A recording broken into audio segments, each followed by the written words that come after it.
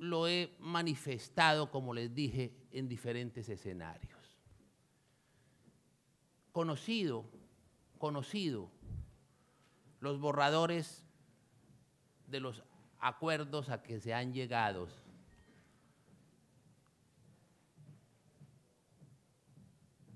se han suscitado las siguientes preocupaciones. Preocupaciones que tienen como único propósito blindar el proceso, ponerle polo a tierra al proceso. Hace algunos días dije algo que algunos consideraron erradamente que sería un cambio de posición. Dije, lo que se firme hay que cumplirlo, o mejor, lo que se firme hay que poderse cumplir. Y para poderse cumplir, la paz y el acuerdo tiene que quedar bien hecho. Y allí las preocupaciones por los riesgos que implica un acuerdo mal hecho. ¿Y qué sería un acuerdo mal hecho que no se podría cumplir? Aceptar las dosis de impunidad que está pidiendo la FARC y conceder las dosis de impunidad que algunos sectores judiciales habrían ofrecido públicamente. Hay algo que desde muchos sectores se ha reiterado, que es que frente a los responsables de los más graves delitos, frente a los genocidios, los crímenes de guerra y los delitos de lesa humanidad, debe haber pena privativa de la libertad.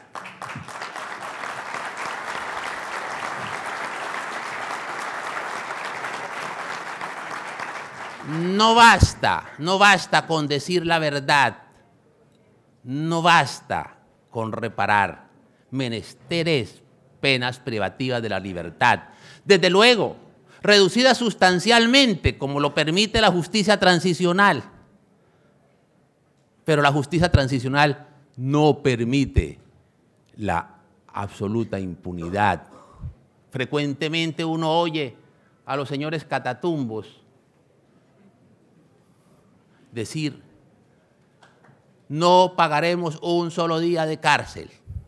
Pues esa sería una paz mal hecha. Y esa sería una paz que no se podría cumplir. Lo acaba de manifestar la fiscal de la Corte Penal Internacional, el señor fiscal general de nuestra nación, que frente a esa clase de delitos no habría o no sería posible amnistías o indultos. Eso lo dice claramente el Estatuto de Roma. Colombia no puede, ni en asambleas constituyentes, ni en referendos, pactar acuerdos que desconozcan los mínimos internacionales. Y los ejemplos los tenemos muy cerca. Uruguay, se firmaron amnistías y se firmaron indultos para los responsables de delitos de lesa humanidad y de crímenes de guerra. 2 referéndums aprobatorios en el 86 y en el 98 y fueron inaplicados. ¿Por qué? Por no respetar esos mínimos internacionales. Argentina, la ley de punto final o de obediencia debida, amnistías e indultos para los responsables de esos delitos. 40 años después fueron inaplicados.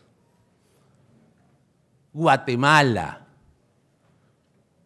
se firmó una paz y un pacto de paz mal hecho. En el gobierno del presidente Arzú, en el año 96 tal vez. ¿Y qué pasó? No obtuvo los votos necesarios en el referéndum, porque la opinión pública guatemalteca consideró que con esas dosis de impunidad no podría garantizar una paz sostenible. Es que no nos olvidemos que la paz y la justicia no son autónomas, no son paralelas. La paz es fruto de la justicia. Si hubo un combustible para la guerra paramilitar en nuestro país, fueron las amnistías y los indultos del proceso de paz del año 86 del presidente Betancur. Los victimarios estuvieron frente a sus víctimas, o mejor, sus víctimas frente a los victimarios y ellos premiados. Y eso generó lo que no queremos volver a repetir. Los mayores interesados en que la paz quede bien hecha, los mayores interesados en blindarlo jurídicamente, son los comandantes de la FARC. Porque si no es así, nadie puede sostener un pacto con esas dosis de impunidad que están exigiendo. Y el Estado colombiano, ni con amnistías, ni con indultos, ni con constituyentes, ni con referéndums, podrían pactar lo que pretenderían pactar. Ministro. Perdón.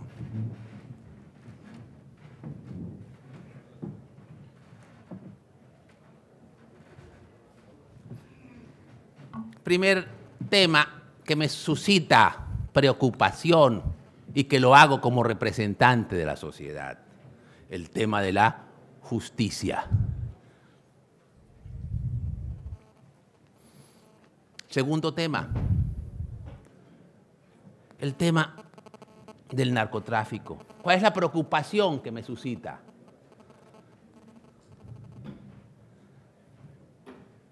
Que nada se dice, y eso se lo he recordado cariñosamente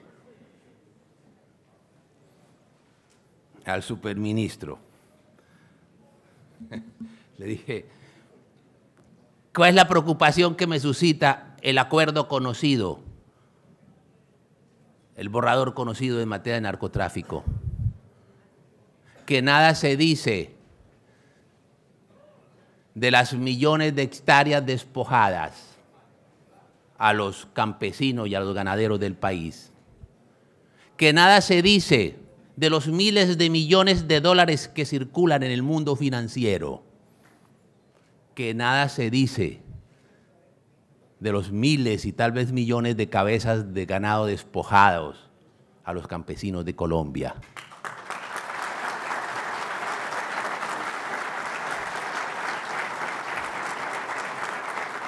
Que nada se dice de los cientos de miles de bienes inmuebles mediante los cuales obtenidos mediante las actividades ilícitas. Y si nada se dice, estamos ante el riesgo de una gigantesca operación de lavado de activos, porque con ese dinero tendrían que reparar a las víctimas de las FARC.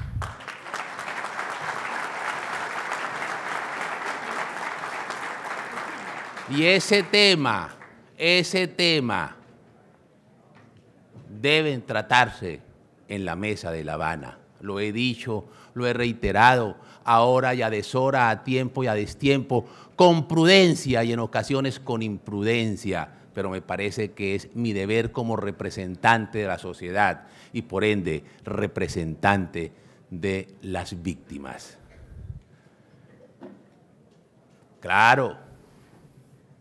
Hay otro aspecto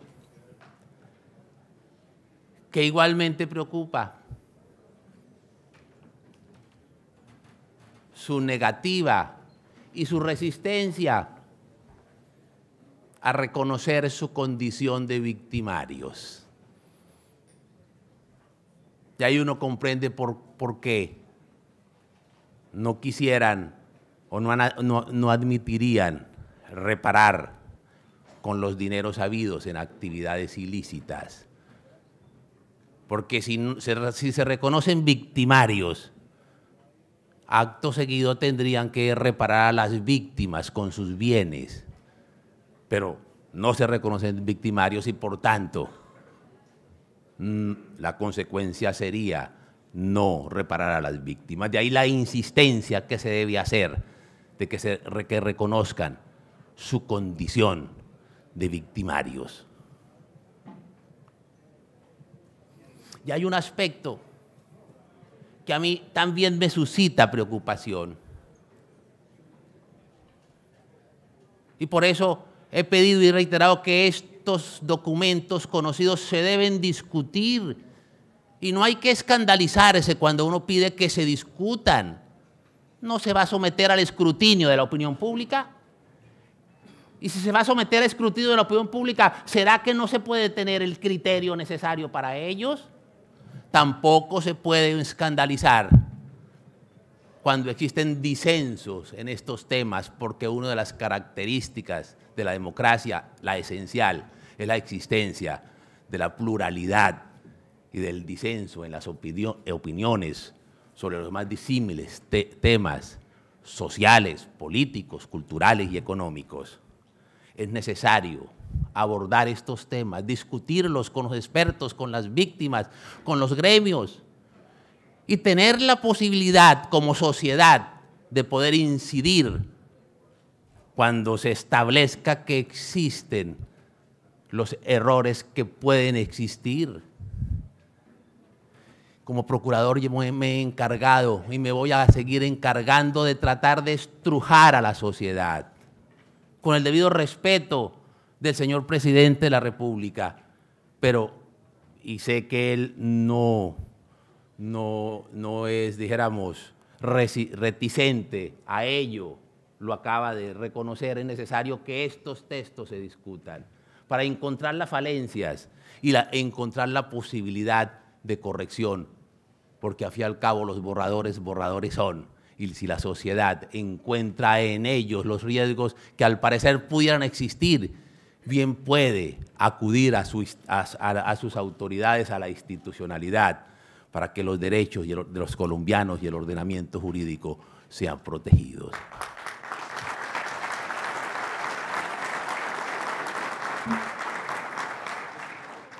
Entonces, las preocupaciones en el tema de la justicia, ya les comenté las preocupaciones. Segundo, en el tema del narcotráfico, de los bienes habidos ilícitamente, como nada se dice sobre ellos, y es menester decirlo. Por ahí, la explicación que se me daba era la siguiente, que no me parece satisfactoria. Es decir, no, mire, si bien es cierto que en los acuerdos sobre el narcotráfico no se establece que con esos dineros debe reparar a las víctimas, es que para eso existe en otro acápite de los acuerdos la extinción de dominio. Pero eso es perfectamente inapropiado, porque si yo me reconozco victimario y estoy frente a la víctima, lo lógico es que yo voluntariamente repare a la víctima. No que remitan a la víctima a un proceso de extinción de dominio. Todavía hay bienes de Pablo Escobar y de Rodríguez Gachas que no se han extinguido.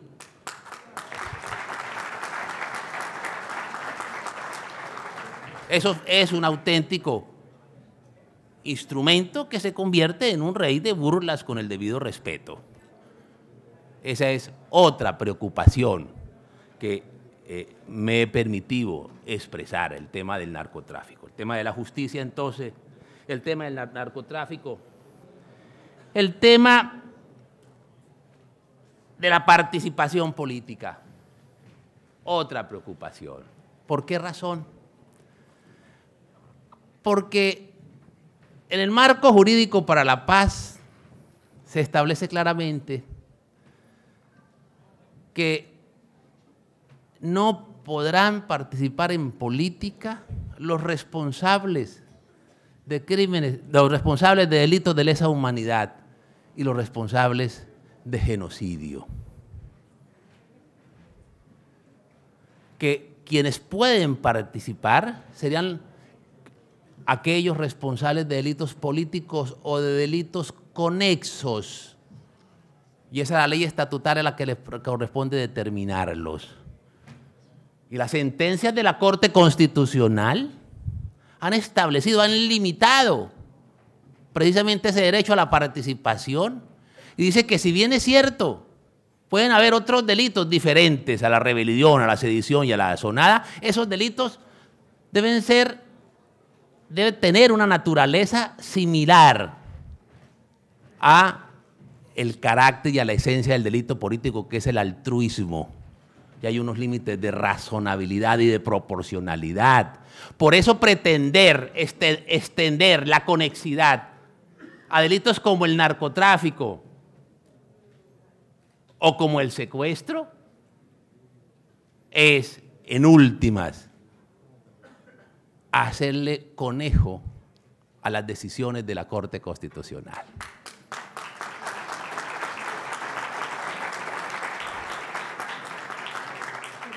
El doctor Humberto de la Calle Lombana lo manifestó en un foro de la Universidad del Rosario, cuando habló que era necesario reabrir la discusión en materia de conexidad de los delitos políticos. Y resulta que implica reabrir esa discusión, implica desconocer las sentencias de la Corte Constitucional, porque esa discusión en nuestro ordenamiento jurídico ya está cerrada. Se cerró cuando se expidió el marco jurídico para la paz y se cerró cuando se expidieron las dos sentencias de la Corte Constitucional. Reabrir la discusión implica desconocer las decisiones de la Corte Constitucional. Y es menester entonces que eso se discuta igualmente. Y es menester entonces señalar qué riesgos estamos corriendo. Porque si se pretende que el secuestro y el narcotráfico o el terrorismo sean delitos conexos al delito político, sería legitimar lo que el ordenamiento jurídico ha señalado como inviable. La impresión que tengo es que ya el marco jurídico para la paz no le está sirviendo, y con las decisiones de la Corte Constitucional, a el gobierno en las negociaciones de La Habana, y por eso pretenden reabrir la discusión. Es necesario entonces advertirlo, es necesario entonces resaltar esas observaciones, porque vuelvo a repetir con la idea que inicié: lo que se firme hay que cumplirlo. Pero más importante, lo que se firme hay que poder cumplirlo.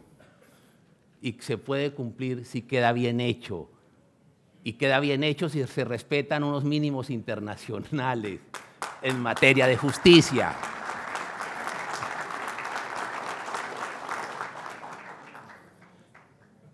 Otro aspecto que el presidente tocó hace algún momento y que me parece importante reiterarlo, en el mismo sentido que él lo hacía, pero con preocupaciones, si se quiere, y se me permite la repetición, con preocupaciones preocupantes. Se lo he manifestado en varias oportunidades al señor ministro de Defensa. ¿Cuál es en concreto? Que exista una justicia transicional ampliada para los guerrilleros y restringida para los militares. El tema sensible son los llamados falsos positivos. Con las reiteradas decisiones de la Fiscalía y de la jurisdicción penal, y con la calificación que se le están dando a dichas conductas, esas conductas no serían objeto de la justicia transicional. Entonces estaríamos de una manera selectiva, beneficiando a iguales conductas de los guerrilleros y sancionando dramáticamente las conductas de nuestros militares. Ahí hay varias modalidades en los falsos positivos, no me voy a detener en analizarlo por un tema técnico, pero las mismas conductas han incurrido los militares y los policías, y las mismas conductas han incurrido los señores de la guerrilla, y a unos, a la guerrilla, se beneficiarían con la justicia transicional ampliada y a los otros serían excluidos de ella. Y eso sería inadmisible. Y en eso la sociedad debe cerrar filas en torno a nuestro Ejército Nacional.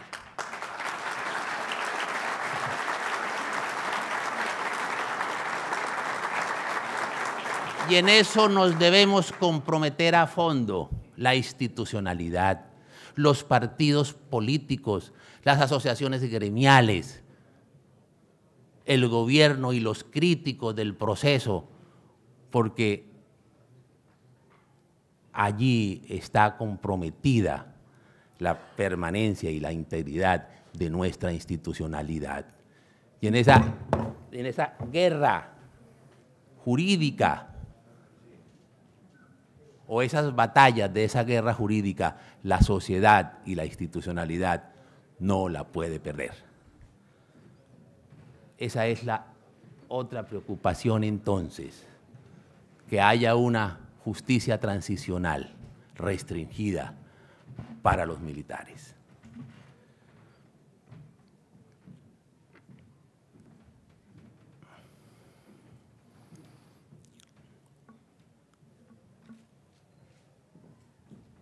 En estos días he reiterado o he planteado una propuesta. ¿Cuál es? Que es necesario llegar a un pacto político para lograr blindar al proceso de paz. Pero ¿en qué consiste ese pacto político? En que todos los sectores sociales y en todos los sectores políticos creen un consenso en torno a unos mínimos frente a los cuales pueda coincidir el gobierno y los sectores de la unidad nacional con los sectores críticos al proceso de paz. Y esos mínimos no son caprichosos, porque esos son los mínimos exigidos para que la paz sea posible, que son los mínimos exigidos para que haya sostenibilidad jurídica, que es la que he venido explicando en el transcurso de esta intervención, que son los mínimos que se requieren para que la paz quede bien hecha, que son los mínimos exigidos para que se pueda cumplir lo que se firme. Y esos mínimos fundamentalmente están resumidos en tres aspectos. Primero, la disolución de la FARC como aparato criminal, que eso implica el desarme y la desmovilización. Lo segundo, el reconocimiento de su condición de victimarios. Y lo tercero, el respeto de las víctimas, de la verdad, de la justicia y de la reparación. Y todo ello está desarrollado en 25 puntos que fluyen de las 2 sentencias de la Corte Constitucional.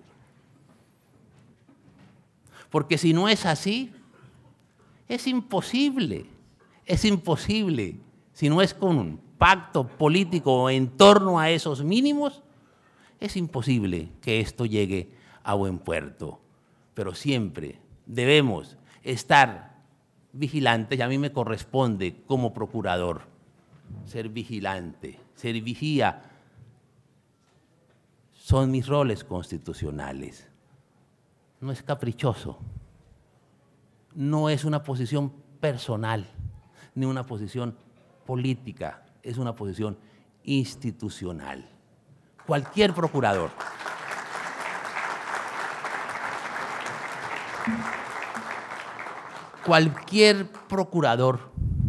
que estuviera fungiendo en este momento, responsablemente le hubiera correspondido asumir una actitud similar.